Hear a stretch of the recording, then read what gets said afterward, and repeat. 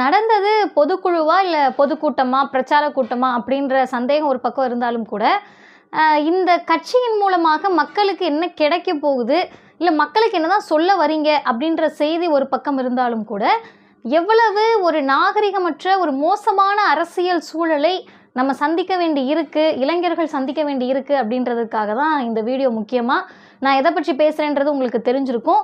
நேற்றைக்கு நடிகர் விஜய் அவர்களுடைய தலைமையில் நடைபெற்ற பொதுக்குழு, அதில் ஆளாளுக்கு நிறைய பேசுனாங்க. நான் ஏற்கனவே தமிழக வெற்றி கழகத்தை பற்றி பேசின ஒரு வீடியோவில் சொல்லியிருந்தேன். நடுநிலையோடு அல்லது சீர்தூக்கி பார்க்கக்கூடிய, கொஞ்சம் நிதானம் இருக்கக்கூடிய ஆற்றல், பொறுமை, சிந்திப்பதற்கான தெளிவு யாருக்கு இருக்கோ அவர்கள் மட்டும் இந்த வீடியோவை பார்க்கலாம். ஏன்னா நிதானம் இழந்து கமெண்ட்டில் எழுதுறது நாம் தமிழரா இல்லை தமிழக வெற்றி கழகமானு தெரியாத அளவிற்கு அவதூறுகளையும் ஆபாசத்தையும் பேசக்கூடியவர்களுக்கு இந்த வீடியோ கிடையாது. சிந்திக்கக்கூடிய, தெளிவு இருக்கக்கூடிய இளைஞர்களுக்காக மட்டுமே இந்த வீடியோ. நேற்றைக்கு நடந்தது என்ன, அதிலிருந்து தமிழ்நாட்டு அரசியலில் நம்ம கற்றுக்கொள்ள வேண்டிய, இவர்களை பற்றி தெரிந்து கொள்ள வேண்டிய ஒரு மிக முக்கியமான 5 செய்திகளை பற்றி தான் இந்த வீடியோ. வீடியோக்குள்ளே போகிறதுக்கு முன்னாடி டிவார் சேனலை சப்ஸ்கிரைப் பண்ணிக்கோங்க. அனைவருக்கும் வணக்கம். என்ன இவ்வளோ பெரிய டிஸ்க்ளைமர் போட்டு ஆரம்பிக்கிறாங்களே, பெரிய விஷயமான்னு கேட்டால் பெரிய விஷயம்லாம் இல்லை, ரொம்ப சின்ன சின்ன விஷயம். ஆனால் இவங்களோடெல்லாம் வரக்கூடிய எதிர்காலத்தில் இருக்கக்கூடியவர்கள், அரசியல் கட்சியில் இருக்கவங்க இல்லை இயக்கவாதிகள் அரசியல் செய்ய வேண்டிய சூழல் இருக்குது அப்படின்ற ஒரு கவலைக்குரிய, பரிதாபத்திற்குரிய நிலையில் நம்ம இருக்கோம். ஏன் அப்படின்னா, பொதுக்குழுனா என்ன, பொதுக்கூட்டம்னா என்ன, ஒரு கருத்தரங்கம்னா என்ன, தேர்தல் பிரச்சாரம்னா என்ன அப்படின்னு மேடைகளுக்கென்று பல வகைகள் இருக்கிறது. ஆனால் ஒரு அரசியல் கட்சி அப்படின்னா அதில் ஒரு பொதுக்குழு, செயற்குழு, இது எல்லாவற்றிற்கும் தனித்தனியான வேலைப்பாடுகள் இருக்குது, செயல்பாடுகள் இருக்குது. இப்படி தான் நடக்கணும் அப்படின்னு ஏதாவது க்ரைட்டீரியா இருக்கா, இப்படி தான் நடக்கணும்னு சட்ட விதிகள் ஏதாவது இருக்கா அப்படின்னு கேட்டால் அப்படி இல்லை. அவர்களாக சட்ட விதிகளுக்கு உட்பட்டு நடத்தி கொள்வது தான். ஆனால் பொதுக்குழுனா என்னன்னே தெரியாமல் ஒரு அரசியல் கட்சியில் இத்தனை பேர் பேசுவாங்க அப்படின்றது நமக்கு அதிர்ச்சியாக இருக்குது. அது பிரச்சனை இல்லைன்னு வச்சுக்கோங்களேன், எப்படினாலும் பேசலாம். அவங்க காசு, அவங்க மேடை, அவங்களோட ஹால் புக் பண்ணியிருக்காங்க, அவங்க சாப்பாடு போடுறாங்க, அவங்க கட்சி ஆட்கள், அவங்க என்னன்னாலும் பேசலாம்.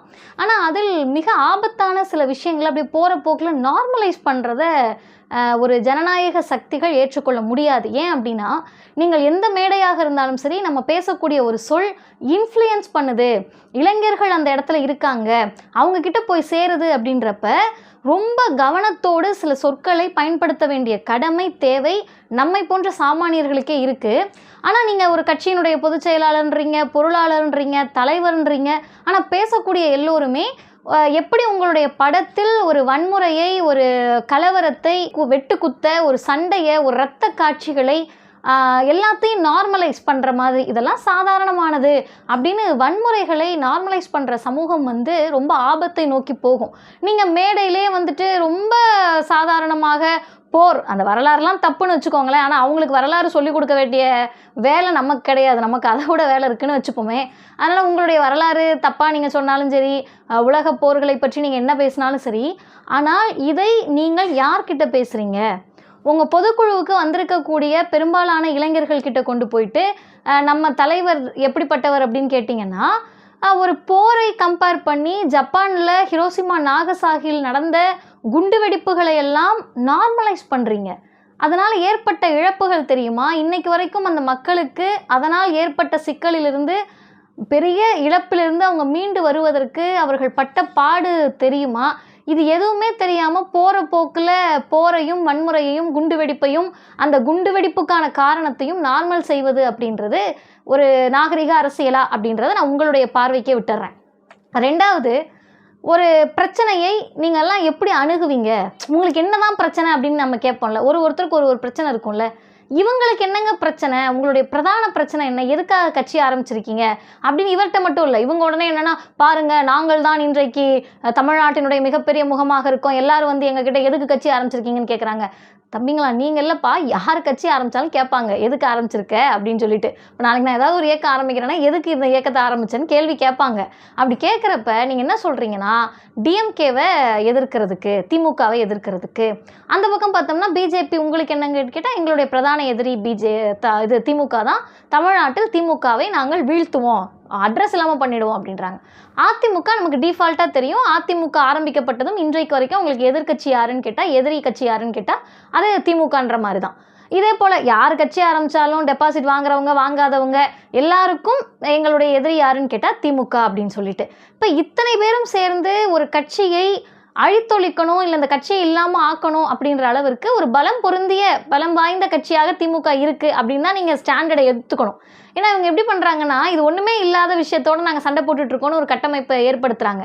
ஒன்றும் இல்லாத விஷயத்தோடு நீங்கள் எப்படி சண்டை போடுவீங்க? ஒன்றுமே இல்லாத விஷயத்தோடு நீ எப்படி சண்டை போட முடியும்? அப்போ உங்களுக்கு டஃப் ஃபைட் கொடுக்கக்கூடிய இடத்துல திமுக இருக்குது அப்படின்றத நீங்கள் ஒத்துக்கிறீங்க. அடுத்து வாங்க, சரிங்க திமுகவை எதிர்க்கணுன்றீங்க, அதுக்கு நீங்கள் ஒரு அஜெண்டா வச்சுருக்கணும்ல, ஏதாவது ஒரு செயல் வடிவம் அல்லது செயல் திட்டம் வச்சுருக்கணும்ல. அது என்ன செயல் திட்டம்? திமுக செய்யக்கூடிய இத்தனை பிரச்சனைகளுக்கு எதிராக நாங்கள் இதெல்லாம் எடுக்க போகிறோம், இந்த செயல் திட்டம்லாம் வச்சுருக்கோம், அதுக்காக தான் எங்களுடைய பொறுப்பாளர்கள் இருக்காங்க, இந்த பொறுப்பாளர்களுக்கெல்லாம் நாங்கள் இந்த வேலை கொடுத்துருக்கோம், இவங்க வந்து இந்த பகுதியில் இந்த வேலைகளை சரியாக செய்வாங்க, ஆளும் கட்சி இந்த பகுதியில் இந்த பிரச்சனை பண்ணியிருக்குன்னா அதுக்கு எதிராக எங்களுடைய தோழர்கள் இதெல்லாம் செஞ்சுக்கிட்டு இருக்காங்க அப்படின்னு சொல்லணும்ல.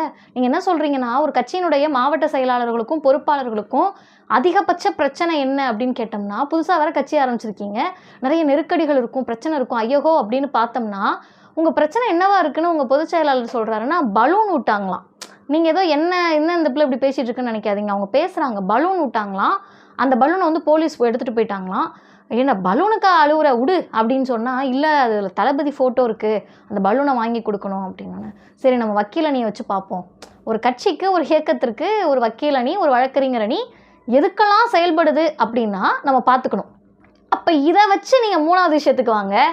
டாப் 10 லீடர்ஸ் அப்படின்றதோ, இல்லை தமிழ்நாட்டினுடைய எதிர்க்கட்சி வரிசையில் இருப்பதற்கான அந்தஸ்து பெற்றவர்கள் யார் அப்படின்னோ, அல்லது தமிழ்நாட்டினுடைய முதலமைச்சர் முகமாக யாரெல்லாம் இருக்காங்க அப்படின்னு இவங்க எதை கொண்டு வந்து நிறுத்தினாலுமே, அது பத்திரிகையாக இருந்தாலும் சரி, தொலைக்காட்சியாக இருந்தாலும் சரி, யூடியூபாக இருந்தாலும் சரி, சம்மந்தமே இல்லாமல் இவங்க திமுக அதிமுகவோடு சேர்த்து தாவேக்காவையும் இணைத்து விடுகிறார்கள். நீங்கள் யோசிச்சு பாருங்கள், நீங்கள் இன்னும் கிரவுண்டுக்கு வந்து கிரவுண்ட் ரியாலிட்டியை பேசி அரசியல்னா என்ன, பொதுக்குழுனா என்ன அப்படின்ற புரிதல் அற்ற ஒருத்தவங்களை நீங்கள் இதோட கம்பேர் பண்ணுறப்ப மகிழ்ச்சி தான். யாருனாலும் அரசியலுக்கு வரலாம், நீங்கள் வந்து எதிர்கட்சி என்ன ஆளுங்கட்சி ஆகலாம், 2026லேயே நீங்கள் சிஎம் ஆகலாம், நீங்கள் என்னன்னாலும் ஆகலாங்க, அது பிரச்சனை இல்லைங்க.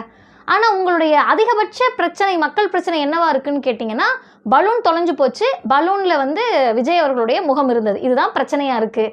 இதுதான் உண்மையாகவே ஒரு மாவட்டத்தில் ஒரு மாவட்ட செயலாளருக்கும் அவங்களுடைய பொறுப்பாளர்களுக்கும் பிரச்சனை அப்படின்னா, இந்த கட்சியினுடைய நிலையை இளைஞர்கள் யோசிச்சுக்கணும். 3. 4வது முக்கியமானது, நீங்கள் பேசுகிறப்ப நடிகர் விஜய் அவர்கள், நாங்கள் வந்து பிரதமர் அவர்களே நாங்களாம் தண்ணி காட்டுனவங்க sir sir sir sir sir சார்னு ஒரு 10 சார் அந்த படத்தில் பேசுகிற மாதிரி. அது என்னென்னா, படத்தில் வந்து ரீடேக் இருக்கும், இதில் நிறைய இடத்துல அந்த ரீடேக் இல்லாததுனால சில தப்பாக சொல்கிறாங்க. ஓகே, பேச்சில் ஒன்றும் கிடையாதுல்ல, தப்பாக பேசுவதும் அதற்கு பிறகு அந்த தவறை திருத்தி கொள்வதும் அது வந்து மேடை பேச்சுகளில் போக போக வந்துடும், அது நமக்கு பிரச்சனையே கிடையாது. நிறைய பேர் வந்து இதை பிரச்சனையா அப்படின்னு கேட்குறாங்க. உண்மையாக அது பிரச்சனை கிடையாது. எழுதி கொடுக்கின்ற போது சில நேரங்களில் தவறுகள் ஏற்படலாம், எழுதி கொடுத்தவங்களுக்கே அந்த செய்திகள் தெரியாமல் இருக்கலாம். அதுக்கு பிறகு எழுதி கொடுத்தவங்களே சாரி சார் இந்த இடத்துல தப்பாயிடுச்சு, இது அடுத்த தடவை மாற்றிக்கலான்னு சொல்லலாம். அதை எழுதி கொடுத்ததை நம்ம பேசுகிற போது கூட நமக்கு சில நேரங்களில் தடுமாற்றம் ஏற்படலாம். இதெல்லாம் பிரச்சனை கிடையாது, அது வந்து அவர்கள் வருங்காலத்தில் மாற்றிக்கொள்ளக்கூடிய பிரச்சனை. நமக்கு என்ன அப்படின்னீங்கன்னா, இந்த பிரதமரை பற்றி சொல்லுகிற போது ஒரே நாடு ஒரே தேர்தல்னீங்க, தண்ணி காட்டிடுவோம், யார் இவங்க கிடையாது, தாவேக்கா தண்ணி காட்டிடும், நான் நடிகர் விஜய் நான் தண்ணி காட்டிடுவேன், எங்கள் பொதுச் செயலாளர் தண்ணி காட்டிடுவார், இங்கே பாருங்கள் எல்லா கட்சியும் குழப்பி விடுறதுக்குன்னே லாட்ரி டிக்கெட் விற்றவருடைய மருமகன் வந்து உட்காந்துருக்காரு, அவர் தண்ணி காட்டிடுவார். அப்படி சொல்லலை. தமிழ்நாடு இந்த மாநிலம் பல பேத்துக்கு தண்ணி காட்டின மாநிலம் சார் அப்படின்றாரு. உண்மையாகவே பல வரலாற்று பொய்களை, இல்லாத ஒன்றை, கட்டுக்கதைகளை, கேலி கூத்துகளை பேசினவங்க இது மட்டும்தான் உண்மையாக பேசினாங்க. பல பேத்துக்கு தண்ணி காட்டின மாநிலம் தமிழ்நாடு அப்படின்னு சொல்லி, இந்த தமிழ்நாடுன்னு பேர் வச்சதே நம்ம பல பேத்துக்கு தண்ணி காட்டினது தான். பேரறிஞர் பெருந்தகை அண்ணா அவர்கள் ரொம்ப தெளிவாக, நான் 2 வருஷம் தான் ஆட்சியில் இருந்திருக்கேன், நான் கொண்டு வந்த 3 திட்டங்கள், தாய் தமிழ்நாட்டுக்கு தமிழ்நாடு என்று பெயர், சுயமரியாதை திருமண சட்டம், இருமொழி கொள்கை, இது 3ஐயும் நீங்கள் திருத்த முடியாதுன்னு நான் சொல்லலை, மாற்ற முடியாதுன்னு சொல்லலை. அதை மாற்றணும் நீங்கள் நினைக்கிறப்ப ஒரு அச்சம் ஏற்படும்ல, மக்கள் என்ன பண்ணுவாங்களோன்னு, அந்த அச்சம் இருக்கின்ற வரை அண்ணா தான் தமிழ்நாட்டை ஆள்கிறேன்னு சொன்னார்ல, அதுவே தண்ணி காட்டினது தான். உடனே இவங்க வந்து நம்ம அதை நேற்று எழுதின உடனே பரபரப்பாகி இவங்க பரபரப்பாகிறாங்கன்னா பரவாயில்ல, நம்ம கூட இருக்கிறவங்க, எதிரில் இருக்கிறவங்க, சைடில் இருக்கவங்க எல்லாரும் வந்து பரபரப்பாகி ஆமாம் அண்ணாவே ராஜகோபாலாச்சாரியார் பார்ப்பனரோடு ஆரியரோடு கூட்டணி வச்சு தானே ஆட்சி அமைச்சாரு அப்படின்ட்டு. கூட்டணி வச்சு ஆட்சி அமைச்சது தண்ணி காட்டினது இல்லை. வரலாறு முழுக்க நம்ம ஏமாற்றிய ஆரியம், நம்ம ஏய்த்து பழைத்த ஆரியம், நமக்கு தண்ணி காட்டிய ஆரியம், நம்மளை படிக்க விடாமல் ஒன்றும் பண்ண விடாமல் நீங்களாம் சுயமரியாதையே இருக்கக்கூடாதுன்னு சொன்ன பார்ப்பனியம் இருக்குல்ல, அந்த பார்ப்பனியத்தின் வடிவமான ஆரியத்தின் வடிவமான ராஜகோபாலாச்சாரியாரை வென்றதும் அவருக்கே தண்ணி காட்டினவர் தான் பேரறிஞர் அண்ணா அவர்கள். இது எங்கேருந்து நமக்கு தொடருதுன்னு கேட்டிங்கன்னா, தந்தை பெரியார் எதையெல்லாம் அழிக்க முடியாது ஒழிக்க முடியாதுன்னு நினச்சாங்களோ அந்த ஆரியத்தினுடைய ஒட்டுமொத்த சித்தாந்தத்திற்கும் திராவிடம் என்ற எதிர் சித்தாந்தத்தை, திராவிடம் என்ற எதிர்ப்பு உணர்ச்சி ஸ்தாபனம், அதுதான் திராவிடர் கழகம்னு சொல்லி ஒட்டுமொத்த பேத்துக்கு தண்ணி காட்டினவர் ஐயா தந்தை பெரியார். இப்போ இந்த வரலாற்றில் நீங்கள் எதை அப்படியே அழகாக மறைக்கிறீங்கன்னு கேட்டால், தமிழ்நாடுன்ற மாநிலம் தண்ணி காட்டுச்சுன்னா தண்ணி காட்டுறதுக்கு காரணமாக இருந்தது யார்? 50 வருஷமாக ஆட்சியில் இருக்கிறது யார்? திராவிடர் கட்சிகள் தானே, திராவிட இயக்கங்கள் தானே. இப்போ நீங்கள் வந்து அப்போ அதிமுகவை சேர்த்துக்கிறீங்களான்னு கேட்டால், எந்த கட்சி அதிகமாக ஆரியத்திற்கு தண்ணி காட்டுச்சுன்றது தானே கணக்கு. இப்போ உங்கள் பார்வையில் பிரதமர் இருக்கார், பிரதமருக்கே நாங்கள்லாம் தண்ணி காட்டினவங்கன்னா ஒரே நாடு ஒரே தேர்தலை இப்போ இருக்கக்கூடிய முதல்வர் எதிர்க்கிறாரா இல்லையா? இப்போ பிரதமர் கொண்டு வந்த புதிய கல்விக் கொள்கையை இந்த நம்முடைய தமிழ்நாட்டின் முதலமைச்சர் எதிர்க்கிறாரா இல்லையா? நீட் தேர்வுன்னு கொண்டு வந்து நம்ம பிள்ளைகளை சாவடிச்சுக்கிட்டு இருக்கிற ஒன்றிய அரசை நம்முடைய முதலமைச்சர் எதிர்க்கிறாரா இல்லையா? மற்ற மாநிலத்திலலாம் நீட்டுக்கு எதிராக பெற்றோர்களும் குழந்தைகளும் போராடினப்ப தமிழ்நாட்டில் மட்டும்தான் ஆளுங்கட்சியும் சேர்ந்து நம்ம கூட போராடுது. இப்போ இந்த தண்ணி காட்டுற வேலையெல்லாம் திமுக, திராவிடர் இயக்கங்கள், இங்கே இருக்கக்கூடிய இந்தியா கூட்டணி செஞ்சுக்கிட்டு இருக்கு. நாடாளுமன்ற வளாகத்துக்குள்ளே போய் இந்தியா கூட்டணியில் இருக்கிறவங்க பிரதமரையே தண்ணி குடிக்க வச்சுக்கிட்டு இருக்காங்கன்றது தானே செய்தி. இதை லாபகரகமாக மறைச்சு ஏதோ நீங்கள் 100 வருஷமாக கட்சியை ஆரம்பித்து 100 வருஷமாக நீங்கள் இங்கே இருக்கக்கூடியவர்களுக்கெல்லாம் இவங்களுடைய சுயமரியாதைக்கு கல்வி வாய்ப்புக்காக போராடி அதை மீட்டு கொடுத்து இன்றைக்கு வந்து திரும்பவும் எல்லாத்தையும் மீட்டு கொடுக்க போகிற மாதிரி டயலாக் பேசினா அதை நம்பி அறிவார்ந்த இளைஞர்கள் ஏமாற மாட்டார்கள். அடிக்கோடிட்டுக்கோங்க. நான் இளைஞர்கள் ஏமாற மாட்டாங்கன்னு சொல்லலை. ஏன்னா நிறைய இளைஞர்கள் ஏமாந்து அந்த பக்கம் உட்காந்து நம்ம அத்தனை அவதூறுகள், ஆபாச பேச்சுகள், அப்படியே கமெண்ட் எல்லாம் பார்த்தீங்கன்னா இது நாம் தமிழரா தாவேக்காவா அப்படின்னு கண்டுபிடிக்க முடியல. அந்த கொடியை வச்சு தான் சரி நாம் தமிழர் இல்லை தாவேக்கா தான் அப்படின்னு கண்டுபிடிக்கிற அளவுக்கு ஆபாசங்கள். நீங்கள்லாம் வரலாற்றை கொஞ்சமாவது போய் படிச்சிங்கன்னா இப்படி அண்ணன் வந்து ட்ராமாட்டிக்காக பேசிக்கிட்டு இருக்காரு, சினிமாட்டிக்காக பேசிக்கிட்டு இருக்காருன்னு புரியும். 5வது முக்கியமான விஷயங்க, நான் அதை மட்டும் சொல்லிடுறேன் உங்ககிட்ட, ஏன்னா ரொம்ப இன்றைக்கி தேவையான விஷயம். அதில் குறிப்பாக ஆதவ அர்ஜுனா அவர்கள் பேசுகிறப்ப அவருக்கு இன்றைக்கி தமிழ்நாட்டில் எவ்வளோ பெரிய மரியாதை இருக்குது அப்படின்றதெல்லாம் நமக்கு தெரியும். எப்போயுமே இந்த எங்கே இருந்தாலும் அந்த களைச்சி விட்றவங்க சில பேர் இருப்பாங்க. அது எப்படின்னு கேட்டிங்கன்னா அவங்களோட இயல்பே அதுவாக தான் இருக்கும். அவர்கள் சார்ந்த எந்த இடத்துக்கு நல்லதே செய்ய முடியாது, அப்படிப்பட்ட நபர்கள். அவர் என்ன சொல்கிறாருன்னா, 2 மாதம் பொறுங்க, அதுக்கடுத்து எங்கள் தலைவருடைய போராட்டத்தை பாருங்கன்னு. நமக்கும் ஒன்றும் புரியல. என்ன 2 வருஷம் ஆச்சு கட்சி ஆரம்பித்து இப்போ வரைக்கும் போராட்டம் நடத்தலை, ஒன்றிய அரசை கண்டித்து எந்த போராட்டத்தையும் நடத்தலை, கல்வி உரிமைக்காக எந்த போராட்டத்தையும் நடத்தலை. இங்கே உட்காந்து திமுக நல்லது பண்ணுறப்பையும் அவங்கள உட்காந்து பராண்டிக்கிட்டு இருக்கிற, திமுக மீது நிரூபிக்கப்படாத பல குற்றச்சாட்டுகளை சொல்லி பராண்டிக்கிட்டு இருக்கிற இந்த மோடின்ற ஒருத்தர், இந்த பிஜேபின்ற ஒருத்தர் பண்ணக்கூடிய அட்டூழியத்தை, கல்வி சார்ந்த, பொருளாதாரம் சார்ந்த, வேலைவாய்ப்பு சார்ந்த, இங்கே இருக்கக்கூடிய மிகப்பெரிய வாழ்வாதாரம் சார்ந்த பிரச்சனைகளை பற்றிலாம் மூச்சே திறக்க மாட்டேறியேன்னு பார்த்தோம்னா எதுக்குமே போராட்டம் நடத்தலை. சரி, என்ன அந்த 2 months டைம் அப்படின்னு பார்த்தோம்னா ஒன்றும் கிடையாதுங்க. நீங்கள் எதுவும் ரொம்ப யோசிச்சிடாதீங்க. சம்மர் சீசன், வெயில் காலம், ஏப்ரல் மேலே கடுமையான வெயில் எல்லாம் முடிஞ்ச பிறகு ஜூனில் அண்ணன் வருவாருன்னு இருக்காரு. அண்ணன் வந்து என்ன போராட்டத்துக்கு வரப்போகிறான்னு தெரில. இப்படி வெயில் பார்த்து, மழை பார்த்து, அது நடக்கிறதா இது நடக்கிறதா, ஏசி ஹாலில் இருக்கிறதா, பனையூரிலே ஏதாவது போராட்டம் பண்ண முடியுமா, பனையூர்லேயே உட்கார வச்சு யாருக்காவது ஃபோட்டோவுக்கு மாலை போடுமான்னு யோசிச்சுக்கிட்டு இருக்கிறப்ப இன்றைக்கு களத்தில் நின்று இந்தியா கூட்டணியில் இருக்கக்கூடிய அனைத்து கட்சிகளும், இந்த கட்சி அந்த கட்சின்னு இல்லை, எல்லா கட்சிகளும் ஒன்றிய அரசினுடைய பிஜேபியினுடைய சர்வாதிகார பாசிச போக்குக்கு எதிராக நாள்தோறும் ஏதாவது ஒரு போராட்டம் நடந்துக்கிட்டே இருக்குது.